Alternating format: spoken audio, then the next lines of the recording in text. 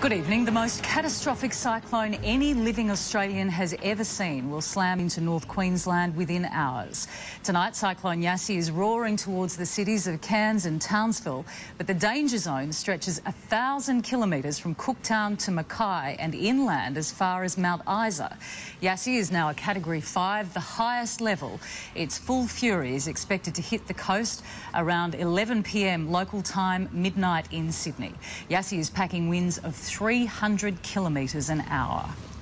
Mark Ferguson is in Cairns, where Yasi is already having an impact. Mark? Thanks, Chris. Yeah, we've been told to expect extremely destructive winds coming through this region, and it's already starting to get gusty here and wet as well. Adam Walters is also in Cairns. Adam, how have locals been preparing? Mark, although the full impact of Yasi won't be felt here until later tonight, the streets are almost deserted.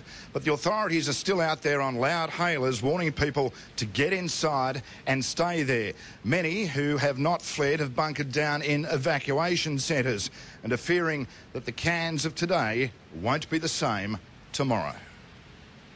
This is a cyclone of frightening proportions. It's a monster.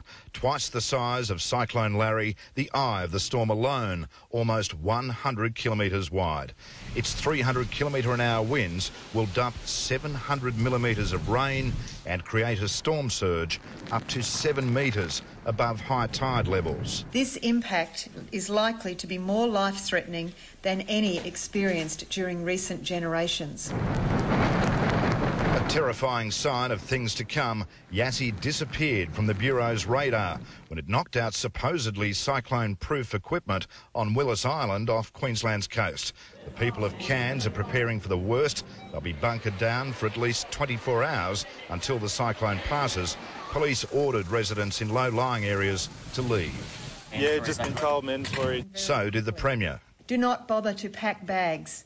Just grab each other and get to a place of safety. All but 2 of Cairns' 9 evacuation centres were full by midday. We can't take any more. I'm walking through a narrow corridor of bodies. They said that this place is full, so I don't know where we're going. I just hope we can get somewhere safe soon. Tourists in Cairns for a holiday in the sun were instead preparing for a night in darkness. We're getting lots of people that have tried to get out but found they can't. We're from Florida. We've been through storms like this and they're really, really bad. Builders are securing their sites and warning the neighbours.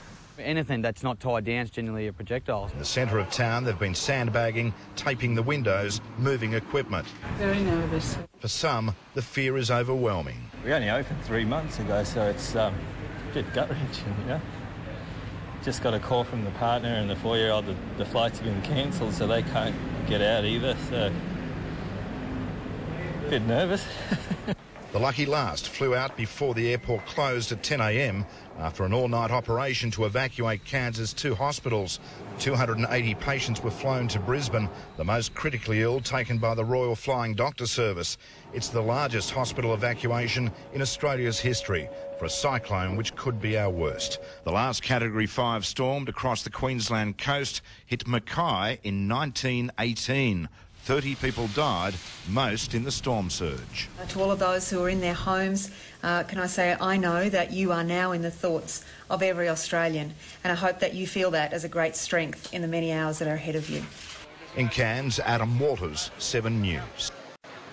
Just south of here, Neil Warren is in Innisfail. Neil, the eye of the cyclone is heading your way. Just what are you expecting?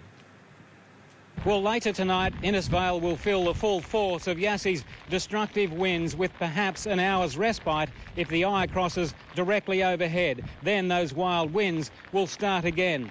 For the people of Innisfail still scarred from Cyclone Larry, it's a terrifying repeat. The calm before the perfect storm. Far from perfect for Innisfail. The last-minute rush for fuel and food. Panic set in early. 7 a.m. and they were lining up out the front of the council building. It's a bit scary. An evacuation centre was quickly organised. Backpackers were frightened. This is going to be madness. So many people, they were herded inside, parents, children, animals. Fiona Hancock only moved here from Sydney a month ago. I just got into a new house, so everything new. It's going to go underwater. I live near the river. Even the very young know something is very wrong. Like sometimes it gets wind and rained. They were here because the evacuation centre at the TAFE was full. I'm happy now that we're here. I would be more nervous staying at home. So here it comes. By early afternoon, the wind had started to pick up and people were heading indoors. There were last-minute evacuations in low-lying areas. A 4-metre storm surge was predicted. Probably up to the second story of the house there. In 2006, Cyclone Larry damaged 10,000 homes. This could be much worse. The Lucian and Denell streets were worst hit, high on a ridge. This family was moving in there today to look after an elderly friend. Yeah, we'll get through it. Best to be confident, eh? Even those who have seen it all before are worried. What can do? Nothing. Just close the ear. As the cyclone closes in, Innisfail and surrounding towns are in lockdown. No way in or out. There will be significant property damage, but it's all about saving people's lives. Locals now sit, wait and pray. Yasi spares them its worst. In Innisfail, Neil Warren, 7 News.